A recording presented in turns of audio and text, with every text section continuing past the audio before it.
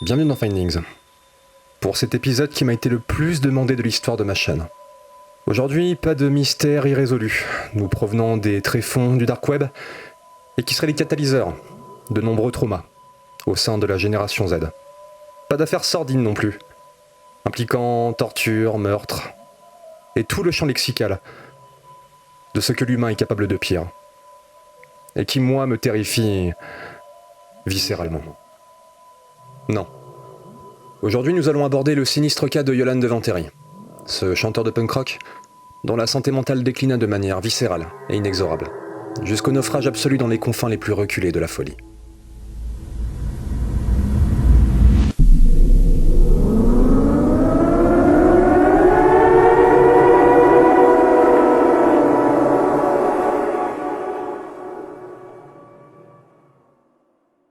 Mais avant ça... Vous connaissez Red Shadow Legend ? Red Shadow Legend est un open world, ou monde ouvert prenant place dans la cité sous-marine de Rapture. Vous incarnez Léon S. Kennedy, un agent de la DGSE, déterminé à faire la lumière sur une série d'enlèvements faisant drastiquement chuter la démographie de l'endroit. Il se verra opposé au terrible Ganondorf, bourgmestre de la ville, bien décidé à l'empêcher de mener à bien son enquête. Mais pourquoi ? C'est à vous de le découvrir. Et pour mener à bien cette mission, vous serez accompagné d'une galerie de personnages hauts en couleur et incarnant la résistance face au régime tyrannique de Ganondorf. Exploration approfondie, PVE d'une nervosité à couper le souffle, récolte de ressources, carte du monde aux objectifs très clairs, arbre de compétences en tout genre. Tous ces éléments de gameplay au service d'une expérience de joueur inoubliable et qui, moi, me rapporte gros. Grâce au code promo Findings, bénéficiez du skin crop top /tribal pour notre beau Léon. Attention toutefois, offre valable uniquement une semaine à partir de la date de publication de cette vidéo.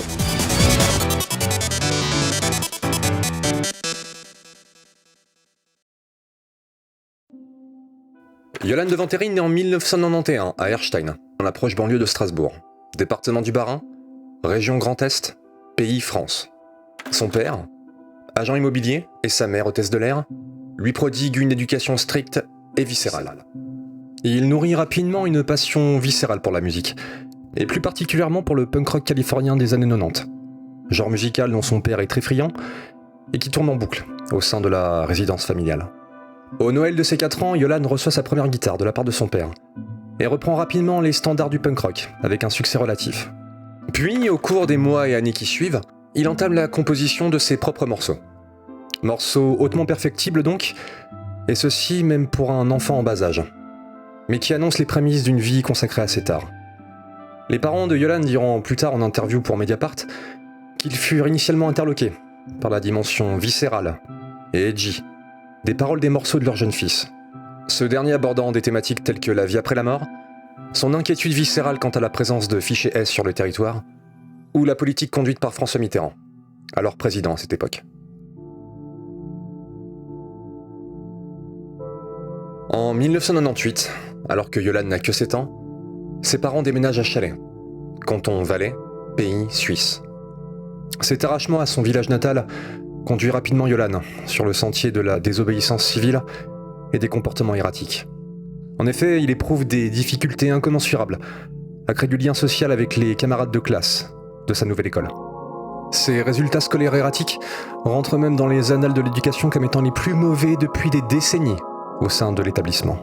Durant l'ensemble de sa scolarité, ses professeurs ainsi que ses camarades de classe le décrivent comme limité cognitivement, arrogant, ne pouvant canaliser ses pulsions destructrices, dont le contenu de la boîte crânienne serait un mélange de carburant pour chauffage et de nouilles instantanées, très porté sur le sexe et ceci de manière viscérale, capitaliste et viscéralement turbulent.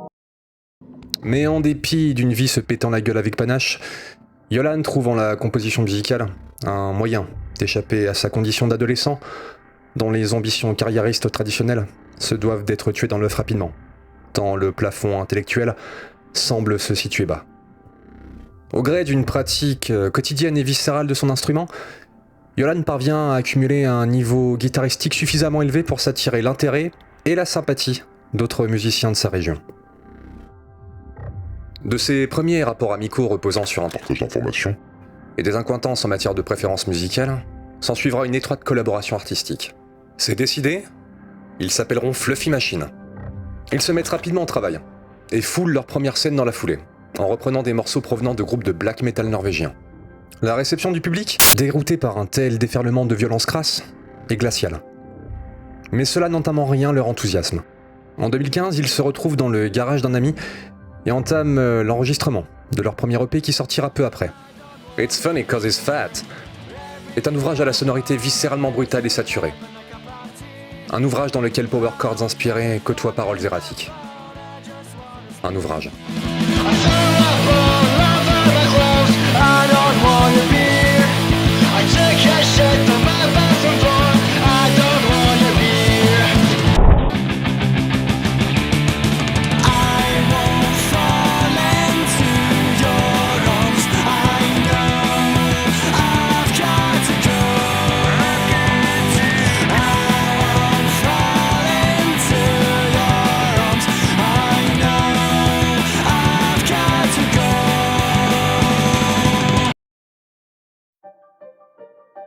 Parallèlement à sa carrière de musicien en pleine expansion mais peu lucrative, Yolan enchaîne les travaux alimentaires divers.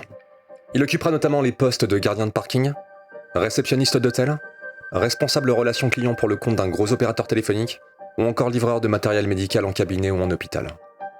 Il se verra renvoyé rapidement de chacun de ses emplois. La faute à des comportements de plus en plus erratiques et viscéralement incompatibles avec le principe de productivité. Mais malgré ces mésaventures et fort de leur succès modeste, Yolan et ses compagnons d'infortune enchaînent en 2017 avec leur second EP. Please Slow Down, dans la stricte continuité de leur précédent travail. Ce nouvel opus leur ouvre les portes de plus en plus de scènes, face à des publics de plus en plus incrédules, quant à la nature du spectacle qui leur est proposé. Conscient de devenir leur propre parodie en cas de non-évolution de leur son, le groupe décide d'amorcer un virage, porté par une volonté d'explorer des sonorités plus indie, tout en conservant l'énergie viscérale de leur début.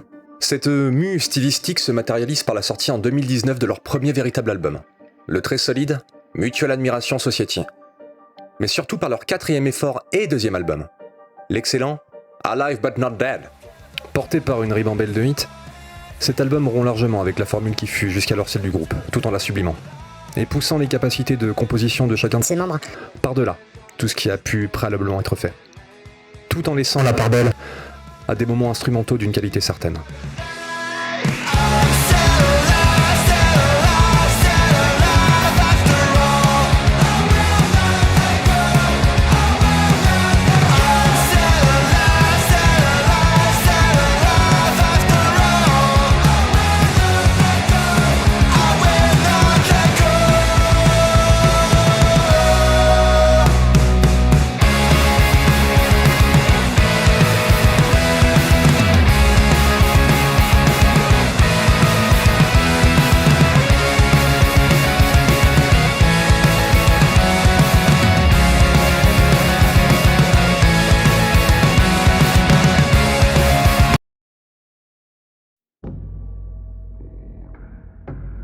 Ce rayonnement nouvellement acquis font d'eux des acteurs très prisés sur le circuit underground.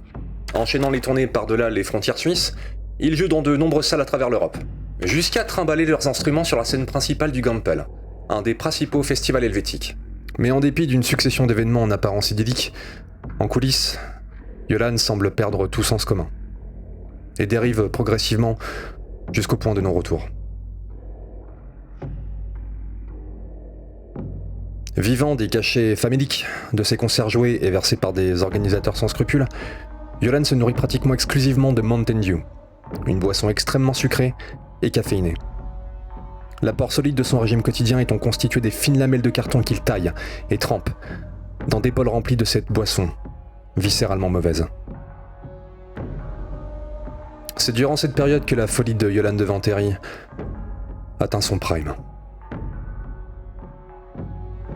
On peut le voir ici, visiblement extrêmement troublé, et en proie à un délire psychotique en train de déambuler dans ce qui semble être l'étage 42 des backrooms.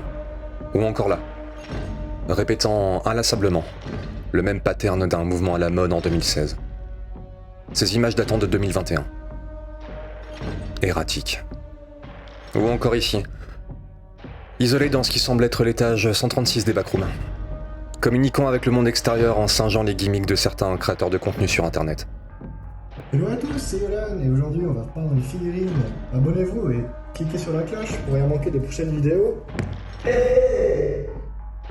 Viscéral.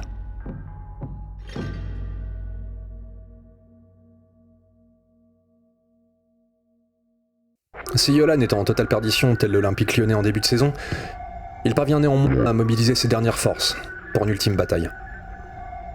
On verra un peu plus tard pourquoi l'utilisation du terme ultime n'est pas anodine. Cette ultime bataille, c'est l'enregistrement du morceau I'm always high when I see you smile. Monument de leur discographie. Entre refrain énergique et viscéralement efficace, et couplet indie élégamment dépouillé, ils représentent l'apogée de leur style.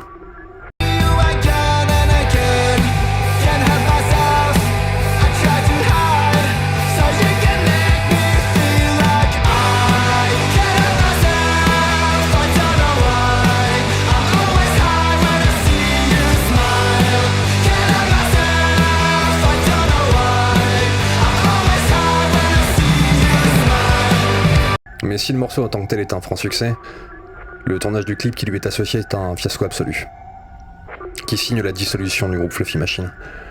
Les autres membres du groupe n'étant plus capables de gérer un individu se grattant frénétiquement les bras dans l'optique d'une ablation de puce 5G, vomissant massivement à la moindre petite contrariété, et dont la fréquence des comportements erratiques à la minute semble suggérer un pétage de pile absolu. Ce que vous voyez actuellement, c'est Yolan. En sanglots, dans un train, affalé comme un zadiste, peu après le tournage d'un clip signant la fin de sa carrière musicale. Ce sont les dernières images filmées que nous avons de lui. Il ne réapparaîtra plus jamais publiquement.